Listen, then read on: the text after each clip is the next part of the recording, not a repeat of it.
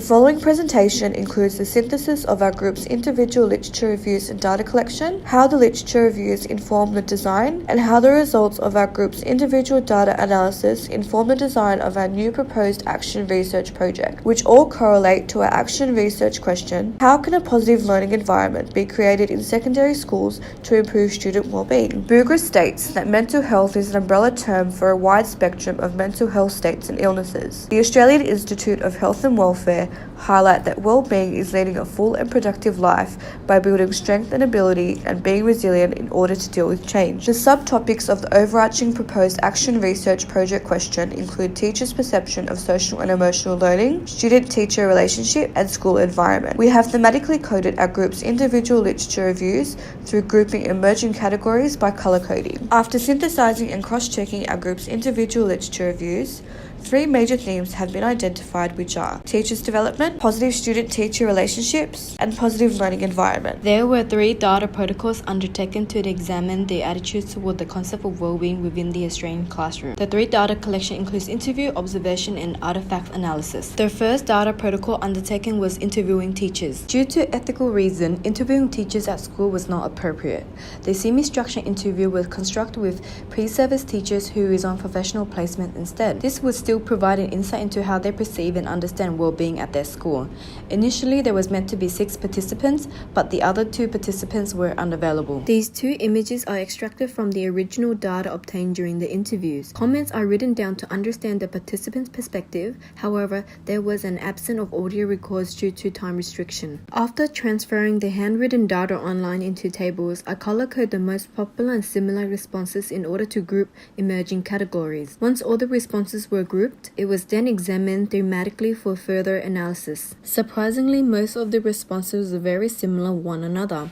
All participants agreed on the importance of well-being for students and teachers. However, when the question of implementing SEL was asked, all participants shared a common view that it was extremely difficult and unlikely. The collective response were thematically arranged into emerging themes shown on the slide.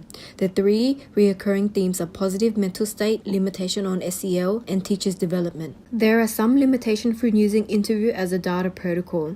The participants were limited to pre-service teachers instead of teachers. It was a small amount of interviewees based on the convenient sampling. It does not represent the broader perspective of well-being. The type of question was not effective enough in terms of depth, and lastly, timing was an issue. Although it is successful in obtaining a general understanding of pre-service teacher perspective on well-being, and the current view may indicate the way they teach in the future. The second method that was used for data collection is observation. Due to ethical reasons and not being on professional placement, I was limited to carrying out the research project entirely. Therefore, I observed classrooms from YouTube videos. Initially, I was meant to be observing all teachers, classes, and subjects from Year 7 to 12. However, I only selected 6 teachers, classes, and subjects from Year 7 to 12. I observed from YouTube videos as they showed an insight as to how a positive environment could be created in the classroom in relation to improving student well-being. The 2 images shown are observation field notes from 2 different years, subjects, and teachers, where there is a substantial contrast between Year 7 and 12 in relation to student engagement, which could affect the student-teacher relationship and in turn affect the well-being of students.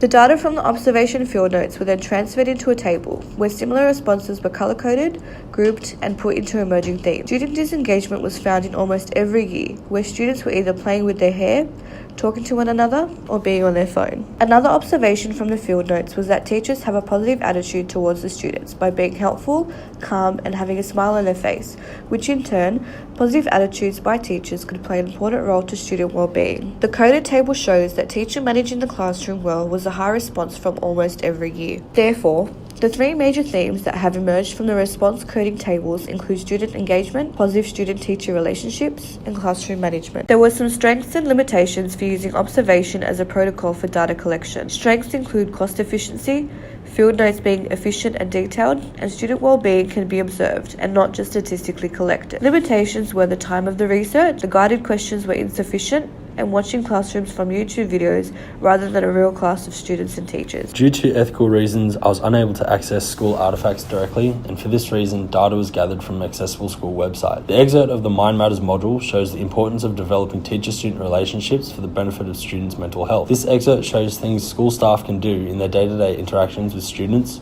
that will make significant contributions to the lives of individuals experiencing mental health difficulty. Parks High School implemented Mind Matters to improve student well-being as the number of students who were suffering from anxiety increased. This initiative was taken on by the whole school, with teachers completing Mind Matters modules to learn about mental health and the challenges being experienced by students and the school as a whole. This led to the implementation of self-care assessments and their own self-care plans. This is a representation of the student welfare team for Brisbane Grammar School, displaying the role and purpose of each person in the school for developing an environment that promotes well-being. The three main themes that emerged from the artifact analysis were being able to identify mental stresses, developing a positive mental state for students, and developing a positive mental state for teachers. From the data collected, the table has been developed to show if schools identify the three emerging themes that focus on well-being and if counselling services are readily available within the school. Artifact analysis provides the opportunity to gather data without interaction with the participant affecting the result. Artifact analysis can also allow for the gathering of data without being affected by time limitations of classrooms or by keeping track of responses in a discussion setting. The limitations of artifact analysis is gaining access to the artifacts needed to gather the data. This was difficult without being on professional placement. To access artifacts, other means were required. Academic results are not always a reflection of a student's well-being. After synthesizing all the data results, there were 9 categories that emerged. Looking at the slides, we have color-coded and grouped majority of the categories into 2 major themes, which are positive mental state and teachers' training and development. It has been identified that mental health is no longer seen as the absence of mental illness, and how it encompasses emotional health and well-being. This is a paradigm shift from the mental health being a deficit to a strength perspective. Schools often find it hard to see the relevance of mental health to their central concern with learning. There have been positive arguments made for bringing professional groups from outside the school system in to provide support to those experiencing or at risk of mental health difficulty. This external support could be used to benefit both the students and the teachers. The emphasis on the primary concern is for students.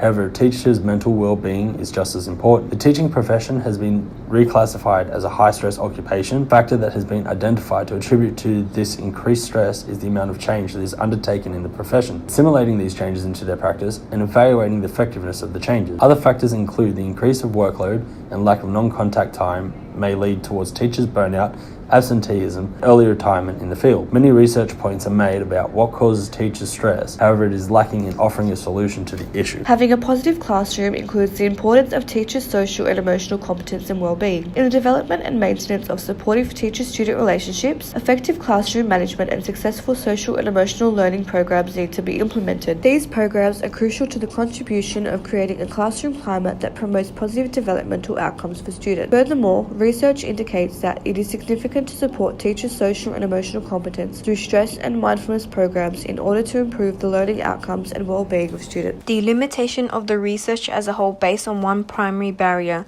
the restriction access to secondary school based on ethical means. The alternative route was to undertake an empirical research in order to obtain secondary information rather than primary. Each member's individual data protocol has their own weakness.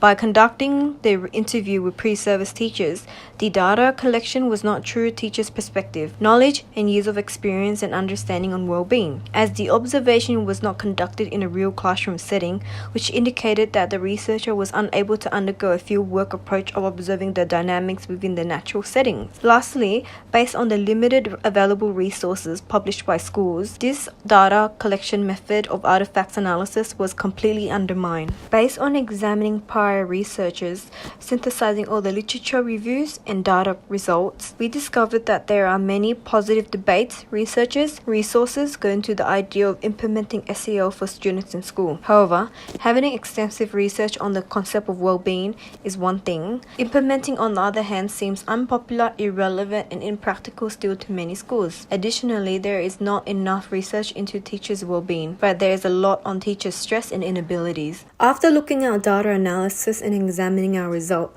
we have come up with a new research question for our next research. It is how to improve teachers' training and development on well-being in order to facilitate a positive learning environment in secondary schools. Ethical standards will be carried out, informing the participant the purpose of the research and that their responses may be used for further analysis. Those who agreed will be provided with written consent forms and signed prior to the interview and observation. Following ethical standards protocol, participants' name will not be stated and will be other as participant A, B, and C, and so forth. Any form of recording will ensure the participant's privacy and safety, especially for observation, as recording will be from the back of the room where the student's face will not be shown. Together, the perception of teachers on SEL training and development programs.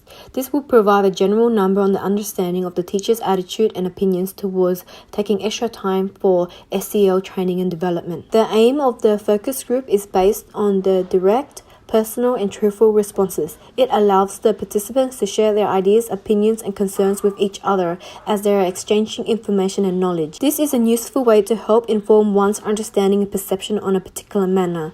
The researcher is able to gather suggestions and opinions of SEL programs. The participants' response will be obtained through handwritten comments for data collection. To observe and analyze the environment and surrounding of the classroom for new findings and concern. The researcher will be able to see the student in their natural setting over the period of time to ensure the true representation of the class. The focus will be on the concept of well-being through implementing social and emotional learning. By taking the students and teachers out of the school setting, this creates a fun, relaxed environment and the use of activities that focus on trust building, leadership, tolerance, resilience, and expression. These activities are used to develop the ability for students and teachers to express themselves and build on abilities to promote an individual's well-being.